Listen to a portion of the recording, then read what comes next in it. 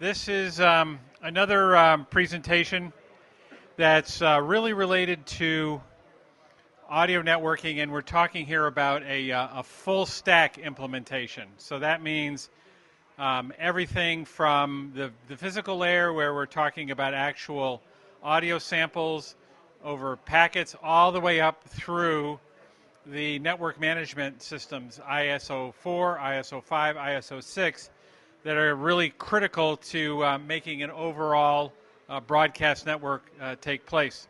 So, without further ado, I'd like to introduce Ievgen Kostyukevich. He's with the European Broadcasting Unit. I tried, I didn't quite get it. Kostyukevich. There we go. All right, Ievgen Kostyukevich. Give him a hand. Hello, everyone. Hello. The reason why I said that about the presentation is because I have some fine print stuff there that will murder you with information on the first glance, but just bear with it. And the reason I came up with the idea of making this presentation, and let's make it clear. I'm coming from the audio background. I'm the audio guy, so I'm going to talk from the audio perspective. But all this directly relates to what you would like to have in your plant, also in terms of the video stuff. Yeah. So, how we imagine the full stack. The typical example, good example of a full stack is an audio over IP implementation. The audio over IP implementation utilizes every single layer of the OSI model, the traditional networking model, and it's fully interoperable. So this is what we want to get at the end. And I'm talking about implementations like that. So we're not talking about either sound, we're not talking about MADI, we're talking about real layer 3 audio over IP that can be routed through the layer 3 network implementations. And here's the thing, they are all packet-based. They're all not the circuit-based implementations. So every packet is available on every segment of the network at any given time, and you need to make sure that the packet reaches point A to point B. It utilizes the connectionless, unreliable protocol UDP. It means that if the packet gets lost, it's gone forever. And it's really no sense in resending that packet because the moment is gone and you don't need to repeat your on air. So it requires additional help from the IT protocols as well, like diffserv, like IEEE 1588, our favorite PTP. We've been talking about that a lot. And IGMP to utilize the network efficiently to truly manage all that swarm of packets flowing around your networks. But that's our ultimate goal in terms of networking. And in terms of going a step further and taking a look from the user perspective, the user doesn't care about the network. And we, as an audio engineers, we kind of care about the network, but not so much. So we'll talk about the PCM audio, which is the audio transport standard for that, all those implementations. And additional functionality is required to make that standard work, because PCM audio is just PCM audio. And how do you get audio from point A to point B? And what Mr. Jeff Berryman told me yesterday, which I think is a really wise thought, it's not only the getting audio from point A to point B, it's how you get it there and what are you going to do with that audio at point B. So this functionality is provided by the implementations above, and it's really required to make it user-friendly. And in terms of the stack that I propose you to consider, the full stack of the implementation, this is our core. This is our main protocol that we cannot live without. That's the way we transport audio. So from the audio transport down to the connection medium, this is your physics. This is your path, your roads, your rails, whatever. But the moment we introduce something in the network, what are we going to do with that? How do we know that something was introduced to the network? And this is why I suggest considering those layers above, which describe what is there, which make them happen, which make stuff happen, and which provide control and monitoring of the devices and the streams, and also redundancy. We're talking about redundancy there. Why not talking about redundancy in audio? It's also a valid point. Here's the thing. While all the implementations have IP as the backbone, historically, while appearing in different periods of time and taking different paths, They just do things in a different way. And we see not only different things, but we see a word proprietary there quite a lot, which is important because proprietary stuff is locked. You're not gonna be able to change that. So while AES-67 did a good job in terms of providing a certain level of interoperability, and it works. It just works. You can have a look at that there. There is still a fundamental thing missing up there. The layers on top that I was talking about are missing.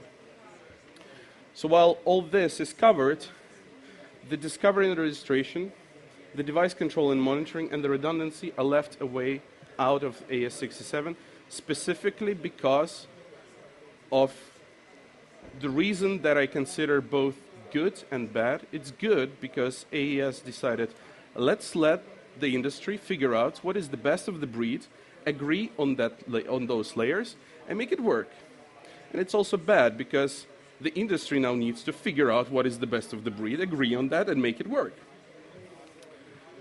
So a couple of patches that you can apply in terms of connection and discovery, those are Ravenna to SAP, which will make your awesome Dante devices work with everything else. And also the effort from Mergent Technologies, which is the Aneman, which is an effort to bring a unified device discovery and connection management into the audio world. And in terms of device control and monitoring, your options are, but not limited to, AES-70, Ember Plus. But, okay, IP Showcase, it's all about 2110. So what's happening with audio over IP in 2110? And I encourage you, if Andreas will be repeating his presentation tomorrow morning, I encourage you to have a look on it, the presentation, or download his slides, because he is doing that way better than me in explaining what is actually going on in terms of audio in -30. But 2110 is a massive suite of documents. It's not your average 9-time reading. You don't want to read that while thinking about life, and you really need to invest yourself into reading 2110. So we will concentrate only on -30, which is the PCM audio. And while -30 is based on AES-67, unfortunately, introduce additional constraints. So the constraints that we're interested in are not really on this slide, while you should be aware of those. And I'm taking this information from Andreas. So again, go see Andreas. He's good. The constraints that we are interested in are on this slide. AES-67 had two suggestions in terms of connection management, which is IGMP version 2, which is good, and SIP, which is also good when you need to go unicast. The -30 says, while the SIP will be tolerated, we're not requiring it as a connection mechanism now. And IGMP version 2, while it works, you need to tell the device to send the IGMP request command to get the stream. So this is really, it will make it happen, but you need to tell it to happen. On the bright side of things, the support for optional redundancy, which is 2022-7, is added to -30, and most of the audio devices have already certain kind of redundancy in terms of dual ports. Those are all proprietary solutions. So the 2110 will say, okay, take those dual ports and make it -7 compatible, which is good, which is fine. So while we are covered here and now we are covered there, we're still out of scope here. And we can ask ourselves, okay, is it now over? Is life that miserable? And the answer is no, of course not. The GTNM gets you covered with that thing on the wall there and on the wall here, which is the JTM roadmap. And guess what? We have a network and resource management layer here that targets precisely the challenges that I'm talking about. The Animos suite of specifications gets you covered in terms of discovery and registration. I plug in device in the network, the device announces itself, it gets registered, and I know what device can do, what I can do with device. The ISO5 will tell my IGMP carrier, okay, get that stream to that part of the network. ASO6 will make sure that the network will adequately react to that stream appearing on that segment of the network.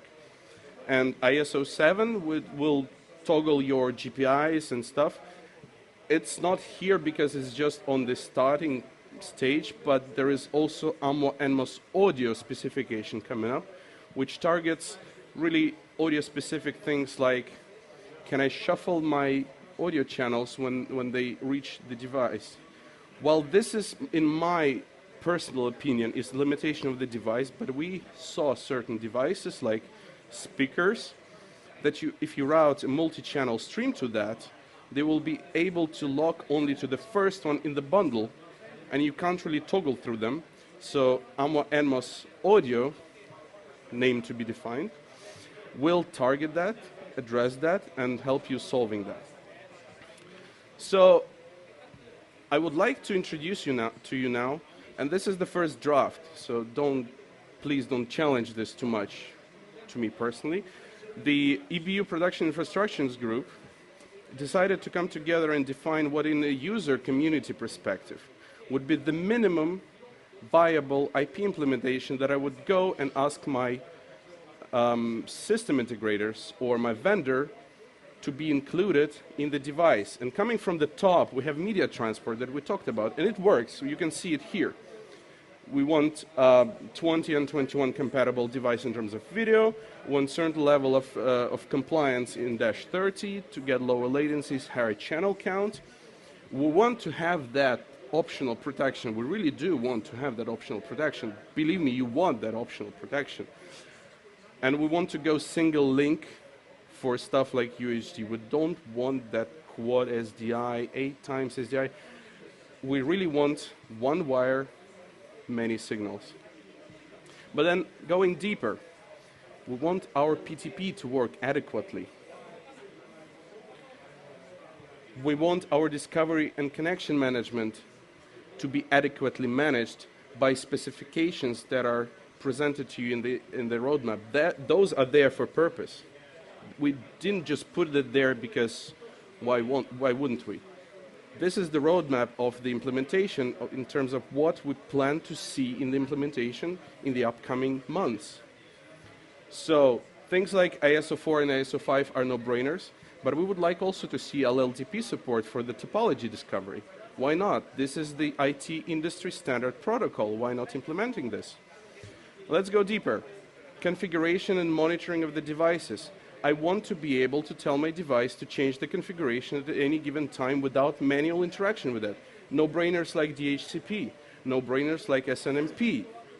Is it really that not necessary? This is my terrible English, I'm sorry for that.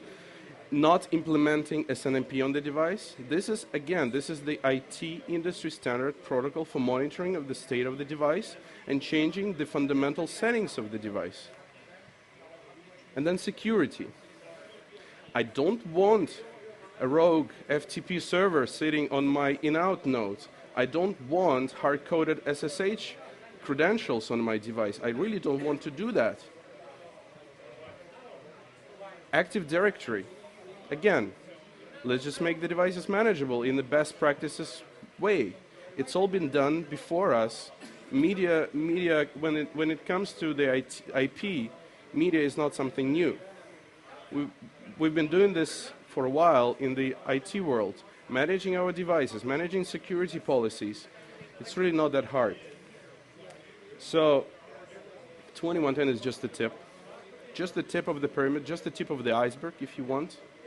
And if you dive deeper, there is really depths of things we can still do better, yeah? So what you can do? What's next? What are you gonna do as a user? What I suggest you do as a user, you evaluate your choices, you evaluate your options, you evaluate devices, you challenge devices, you challenge manufacturers, and you demand certain levels of support from the manufacturers, from your system integrators. You educate yourself, first of all. You educate your staff. Think about that. Are you going to train your broadcast engineer to be a network engineer? Are you going to train your IT network engineer to be broadcast engineers? Who knows? What's the good way? In any case, the knowledge has to be brought to those people. We are all here strategists, decision makers. We decide, we go IP, and you make it work. Give me the means to know how to make it work, please. Get your hands dirty, build a lab. Just spend little money, buy 5 devices, make them work. Make sure that the PTP is running there. Make sure you understand that the PTP is not just a black burst. Yeah? Get in touch. Don't hesitate to talk to people. Don't hesitate to talk to your system integrators. Don't hesitate to talk to people here. We do these events precisely for that. So you can challenge your knowledge, you can challenge what you already know, what you need to know, what you understand, what you don't understand, what manufacturers and system integrators understand or to be understood. And thank you very much. Please feel free to reach out if you want. You'll get the copy of that with the draft of the pyramid, with all the fine prints that you saw before in the slide. If you want any questions, I would love to answer. Well, thank you, Ievgen. So, do we have any questions from the audience? Anybody with any? So, I guess one question I had: where do we stand on making this a reality? I appreciate your vision. I appreciate your, your forethought. How close are we to having, a full stack solution ready for somebody to evaluate? Well, this is a good question. Do you see any manufacturers in the room? Let's ask them. Okay. First, and also, have you seen one yet? I talked to many. Okay. There's work to be done. Okay. So that's a no, right? Not yet. You not said yet. That. Not you yet. said that. You not said yet. that. Anonymized report of the IP showcase is a good place to start in terms of seeing what is actually there in percentage. You will not get the actual names, but am I right that the IP showcase is producing this kind of information available, or am I saying something that I shouldn't? And I don't know. Please cut the. Bob, are we producing a state of the test report from the interop? Do you know it? That's a question for Brad. Okay, I probably said something I shouldn't. Please don't quote Jack. me on that. Okay. All right. But yeah. Jack Douglas. We got him right there. Jack, we have a question for you. Okay, come on up. All right. So the question was, are we producing an anonymized report from the interop test, talking about where we sit in terms of capabilities, not listing manufacturers. We're not trying to name names and create shame, but we're trying to say, here's where, because I was asking Ievgen about, he's talking about a full stack audio implementation with ISO 4, ISO 5, ISO 6. And is it a reality, or are we even starting to see stuff like that? Yeah, so typically there is kind of a summary of the companies that have participated in it, the kinds of things that we have run, but there is not because of the MOUs that we have signed, there is not a thing that says vendor A works with B, that these ones work better than these ones. But the same question came up when I was at the EBU, at the network technology seminar, right? And so I have had some discussions with some people at the VSF and other places here is there a way to have some kind of session, dirty hands event or something like that, I'm not sure what we'd call it, that would allow you to really test vendor A to vendor B and have some type of anonymized results that show some percentage or by vendor. We don't know what we would do. The initial response was positive about doing that. We have not decided that we would or would not do that at this point, so that's not a promise we would do that. But this question has been brought up before, and we are open to it. We are discussing it, but we don't know the final answer. I don't know, who'd the question come from? Okay. Aha! There's a culprit here. All right. Does that answer your question? It does. It does. The intention is there. The positive intention is there. That's correct. And I think we could be positive Yes. about that. Yes. So my question is about the PICS summaries that the AES has proposed. What are your opinions on how the AES has gone about in requesting manufacturers fill out the PICS and publish the PICS? And what mechanism do you see users of the technology interpreting those PICS? Okay. So let's explain what PICs are. PICs are protocol implementation, Compliancy, compliance statement. Something. The S is something. Well, it's basically a checklist of parameters that you as a vendor can check in terms of saying, yes, I support AS67. And there are 3 grades of PICs. And personally, I did not participate in writing those. I came to the AES working group after they were produced. And the FYI, it's coming from the latest update of the AES67 standard that was published 15th of April 2018. And it has the additional the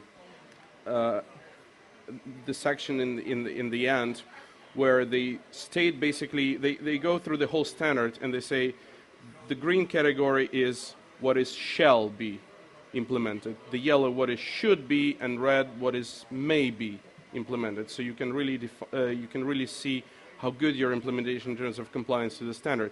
While it's a very positive approach, it definitely comes to the way you certify device. If it's a self-certification, you should be really in a trustful communication with your vendor, and you should know that, okay, I know that this vendor is I can trust, and the vendor did a good job before, so I can trust that when the vendor says he's compliant to a certain level, that this is really it.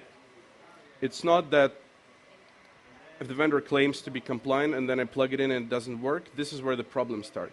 Introducing like a vendor-neutral certification authority will be a massive burden, in my opinion, and also recertifying after things like firmware upgrades. Will the firmware upgrade that will introduce additional feature break my PTP? Can I be sure about that? Do I need to recertify my device every time I roll out a new feature upgrade? Or do I trust my vendor to do the self-certification, self-assessment with a certain level of quality control every time the feature is rolled out? So I think it's really a philosophical, debatable question. Et voilà. My other question to that is the EBU has online tools that are available to analyze packet captures of compliancy. Should part of the PICS summary be also a snippet of a packet capture of the manufacturer's transmitters? This is certainly can be done if the manufacturer will be okay in capturing the stream of the device and publishing it openly, so you can download the -30 stream produced by this device and really seeing what's going on behind the scenes. I mean, you can still do that. You just go to your music store, buy the thing, test it, and then return. Okay, you can do that. No, nothing stops you from doing that. Please don't put burden on EBU in certifying the devices. But yes, to answer that, there is a plan to introduce audio compliance to AS67-30 functionality in our measuring tool, and I'm not going to spend time of this slot talking about that. Come to us. Come to Willem. He's the father of the measuring tool. If you want to go to the EBU booth, we show the -21 compliance measurement there in the first prototype being a live real-time measure. And we also have an open source, and it's really open source. You can just grab a code, you can download a Docker container and run it locally on your computer and check the capture of your -20 device in terms of compliance with the -21 standard.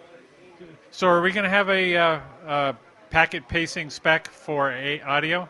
Yes, because if you read carefully the AS67 standard, there is a caveat that says, I will tolerate, I don't remember this by heart, but I think it's 3 or 7 packets of receive buffer that I shall tolerate, but I should tolerate up to 20. But then this, on the sender side, the jitter of the device shall be up to 17. Don't quote me on that. So basically, there is a chance that if the vendor introduces only shell, the sender will not be compliant with the receive buffer of the device. While I haven't seen that in real life, and you see that it's all working fine there, there is a caveat that you have to pay attention, also linked to the PICs. If you implement the bare minimum, there is a risk. Any other questions? Okay, Ievgen, thank you very much. Thank you all for your time.